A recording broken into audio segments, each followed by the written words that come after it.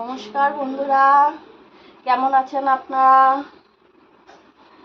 আমরা তো ভালোই আছি। দেখতে দেখতে বছর শেষ হয়ে গেল, নতুন বছরের শুরু। আগাম শুভেচ্ছা জানিয়ে দিই নববর্ষের। আপনারা সকলে ভালো থাকবেন, সুস্থ থাকবেন। দেখেন আমরা কি করি। আজকে আমাদের বাড়ি পুজো, লক্ষ্মী পুজো। কিভাবে কি হচ্ছে দেখতে থাকুন। আমি অল্প আলপনা দিচ্ছিলাম, তখন আবার মাম এসে বলল, কাকিমণি ওঠো, আমি দিয়ে দিচ্ছি আলপনাটা, বলে ওই দিল। আমি আবার চলে গেলাম। দেখেন সবাই কি কি হচ্ছে রান্নাবাড়ি।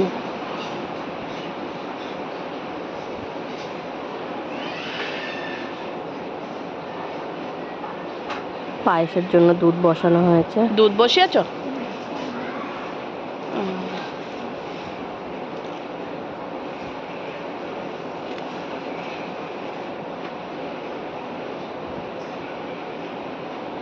আলুর দম হয়ে গেছে।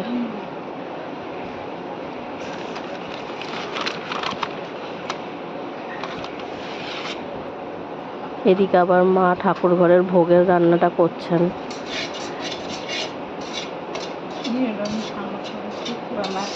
ততক্ষণে আমি ভোগের থালাটা সাজিয়ে নিলাম। ফল প্রসাদে মা শীতলার কাছে পুজো দিতে যাবো। শীতলা মন্দিরের পুজো আর বাড়ির লক্ষ্মী পুজো সব একসাথে পড়ে গেছে। মোটামুটি সাজানো হয়েই এসেছে, এখন দিয়ে আসতে যাব।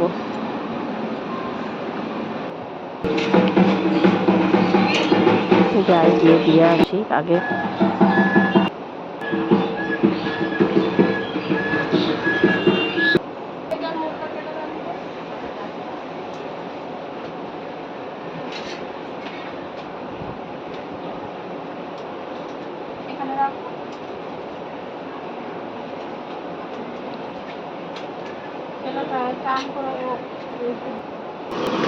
এদিকে মাসি রান্না করছে আর শীতলা মায়ের ফুলো নিয়ে বাড়িতে এসে গেছে।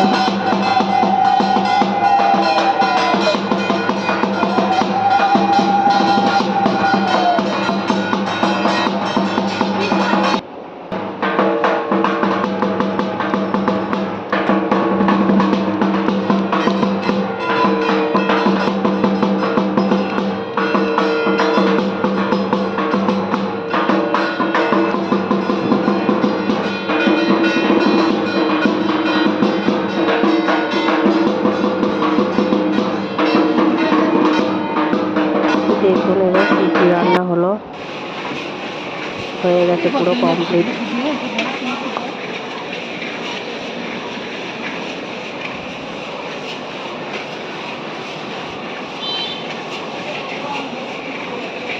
এদিকে ঘরের পুজোও হয়ে গেল।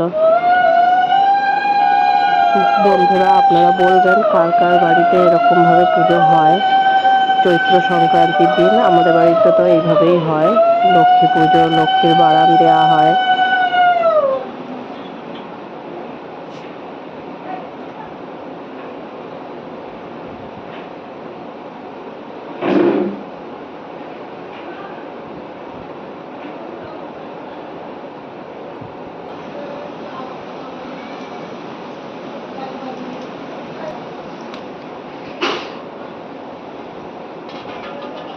আমি আর আমার যা দুজনে মিলে করলাম পুজো। রান্নাবাড়ি সব মা করে দিয়েছেন।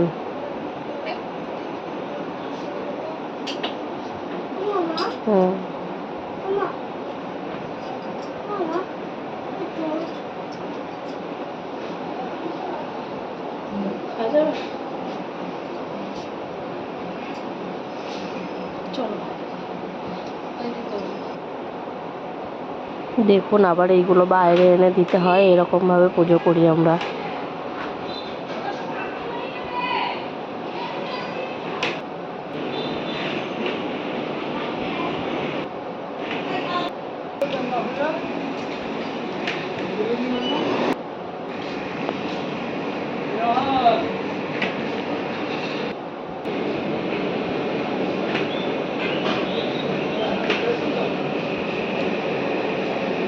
বারবার করে শীতলা মন্দিরের ওখান থেকে সবাই ডাকতে আসছে, সবার অঞ্জলি দেওয়া হয়ে যাচ্ছে।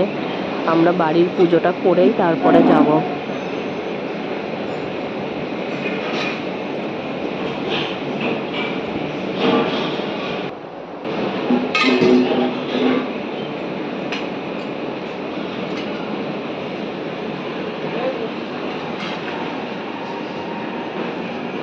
ব্যাস হয়ে গেল, এবার চলে যাব।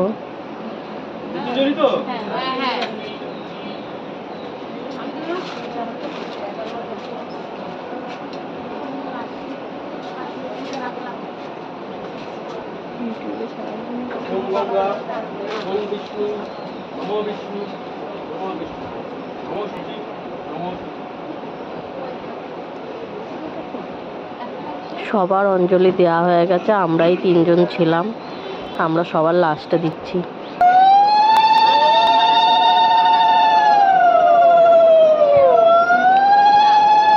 শীতলা মায়ের ঘটে জল ঢালা হচ্ছে।